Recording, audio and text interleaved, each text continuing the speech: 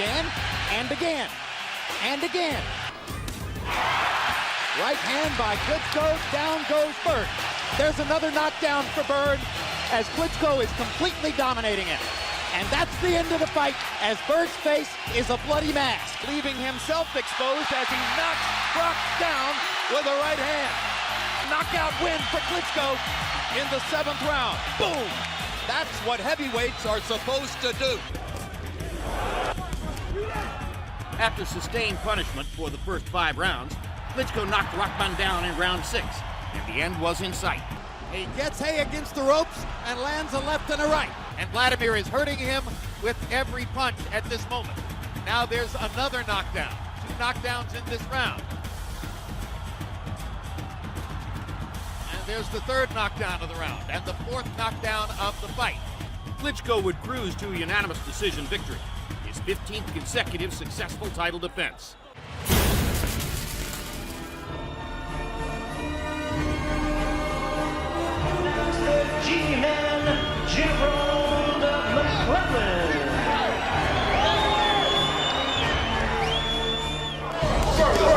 Look at the man's record. 20-odd knockouts in the first round. The guy was a dangerous #1 hit man in America.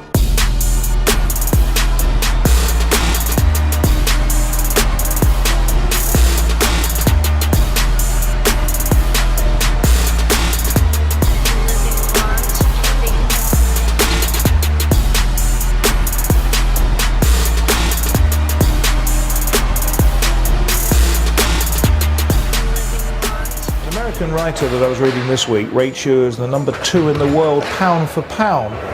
Who was number 1?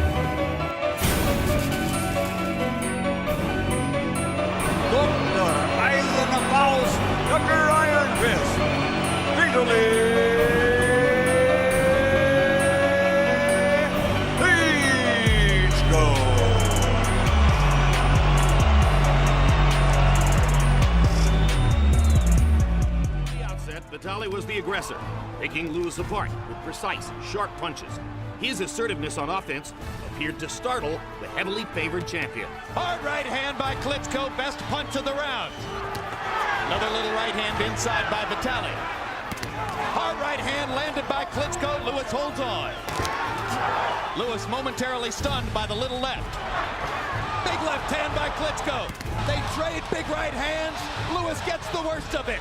And Lennox Lewis's left eye is beginning to swell. Vitali Klitschko is roughing Lennox Lewis up as the 2nd round begins to come down the stretch. The heavy-handed Vitali punished Johnson in a lopsided fight, knocking him down twice in the 2nd round, closing the show with hard, accurate punches. You want to see a heavyweight destroyer? Vitali Klitschko wants to be your man. He wants to be your man right now. Big right hand lands again.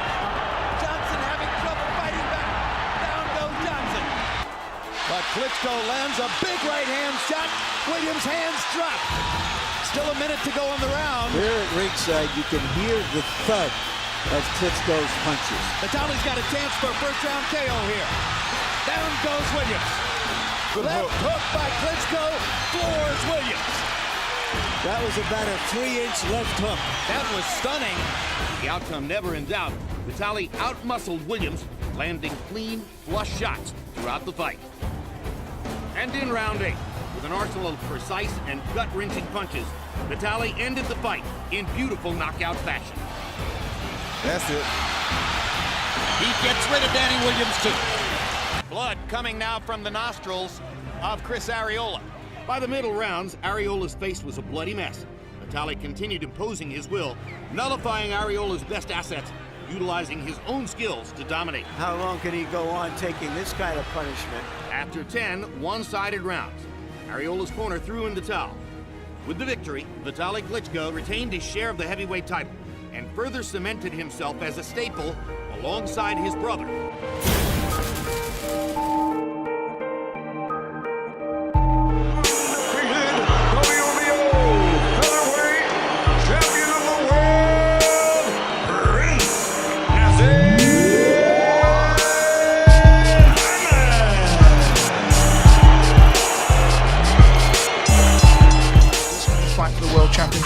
Definitely, you're going to see it for yourself. I'm so relaxed, I'm ready to do the business. It's not that you're taking your opponent too lightly tonight. No, I'm not taking him lightly, but he's going to get beat, just like the rest. Has been loosened with that punch. Oh, well that wasn't it. His jaw was loosened with that. The finishing punch was a beauty. Bang. Oh, bingo, he had no option there, did he? Bangs them in hard. Oh, and a big left hand puts Bungu on the floor. He's a man who's been operating at world level now for years and years and years. And oh, he's got him again. Billy Hardy once again sprawled on the canvas. It's all over. So a 2 knockdown first round win. Bang. Beautiful right hand. And look at the pain on Hardy's face. oh, terrific right hand. He's quite a talent, isn't he? He is. He makes them miss by fractions. And now we see that quick counter, and it's got Angeles in all sorts of trouble. Block those punches from whatever angle. A right hand gets through from Adesanya. Good solid right hand there. Oh, left hook. And another left hand. Absolutely extraordinary. It was the extra power of Nassim Hamed. If this fight is not finished in the first round, it's because Nad doesn't want, but yet it's all over. Oh dear. Slides down the front of him. Left, right, right. And once again, you see the awesome punching power of Prince Nassim Hamed.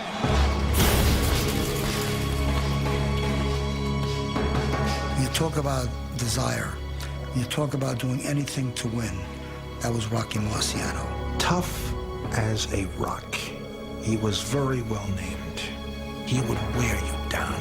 It was like going up against granite. On offense, he never gave you the ball. He was one of those great competitors. Long range right, the Sunsrex lane, and then he crumples forward to the canvas. Now watch, a left, another left crumples Lewis, a blazing right, and Lewis sails through the ropes. Matthews is down. 2 lightning fast left hooks. Intent on staying away now. Be careful. There's the right hand. Walk it. Left hook. 2. He connects with a smashing right, another right, a left, and another right sends the Stars are sailing back through the ropes. 3. He gets under my left. So I just shifted right back again behind the right hand. Dead game. What a right hand and a left, and down goes Don Taco. Just not the steam on it. There he goes. In his own corner. I see his legacy as a fighter as a man of indomitable courage. Rocky Marciano showed what the will to win can do.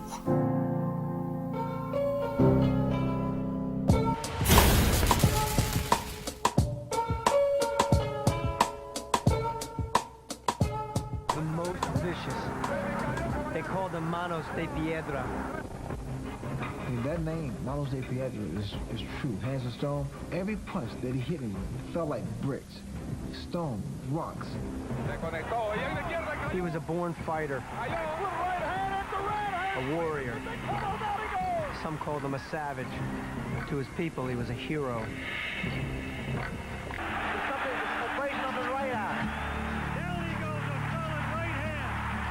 Roberto Duran has beaten the odds and the experts and won his 3rd world championship. He fought through his 30s. He fought through his 40s. And Roberto Duran is still fighting.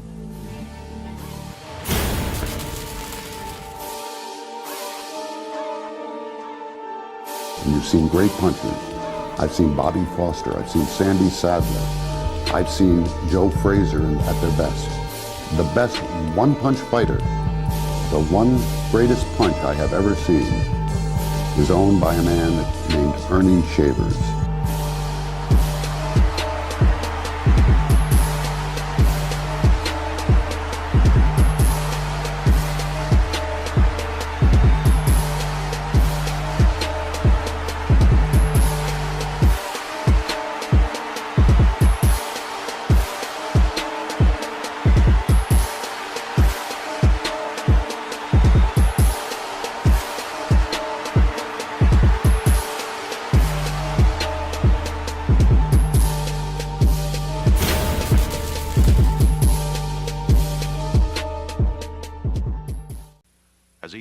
and Foreman was regarded as one of the sport's most brutal contenders.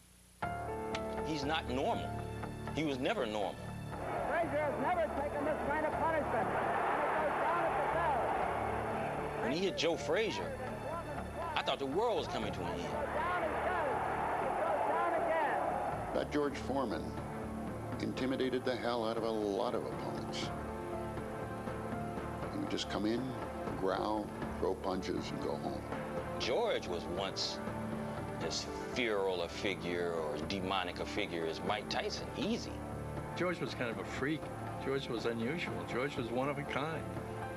If you could survive 1 or 2 rounds with me, which would be a lot of pain and probably a lot of heartbreak in your life, because not only could I hurt you for those few rounds, 2 or 3 rounds in my previous career, I could really do damage to your body physically and your brain. There weren't, like 12 champions. There was one guy. George Foreman! George Foreman! George Foreman! George Foreman! He was good guy, bad guy.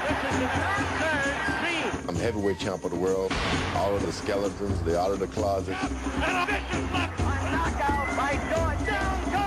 All these things couldn't possibly have happened. They did. That's what made him the greatest boxer of all time. Look at my life. If you can dream anything, you can do it.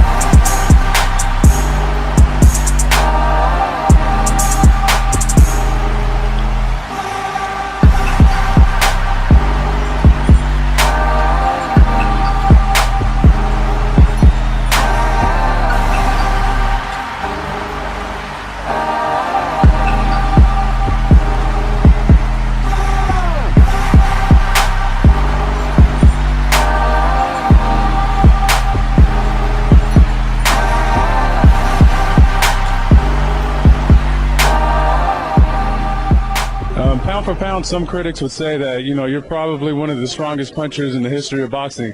Where did that power come from? Was it natural? Was it your training regimen? Was it the food you ate? Where did that power come from? Boy, I think it was natural, and it was something that we molded and shaped my trainer, and we perfected it, and, it worked out for us. It worked out for us.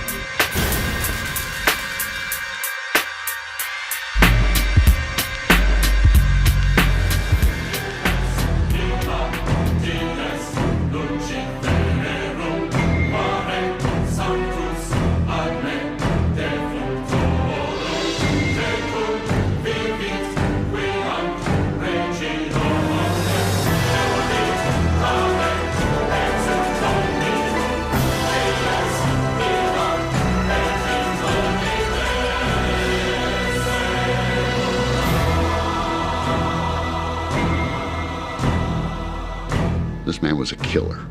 He was there. He came in without a robe. He came in without trappings. He came in to destroy you, and you knew it. He was flattening everybody. And here's this guy walking around with these black trunks and black shoes and looking like, something who had emerged out of the primordial ooze. And Ratliff will sit it out. I'm gonna fight, and destruct the world because I'm the best fighter in the world. When Mike Tyson stood in his corner and the bell rang and he banged his gloves together and all you could see were his eyes and they were ferocious and he ran across the ring, there was an adrenaline rush that you had that was just astonishing. He was dynamic, savage, ferocious. Mike Tyson wanted to kill people. Kid Dynamite. He hits you like a stick of dynamite and your head blows off. He was a guy without pity. He did not give a about the guy he was fighting. Nothing. How dare them challenge me with their somewhat primitive skills? They're just as good as dead. I watched him in Atlantic City against Michael Spinks, and he came out that night, and Michael Spinks looked across the ring and didn't want to fight. This was a man who was going to break Rocky Marciano's 49 straight wins. This was a man who was the baddest man on the planet. His words, an extension of John L. Sullivan's, I can lick any son of a bitch in the house. Come one, come all, because nobody can get close to me. They're not even close. I'm the best fighter in the world.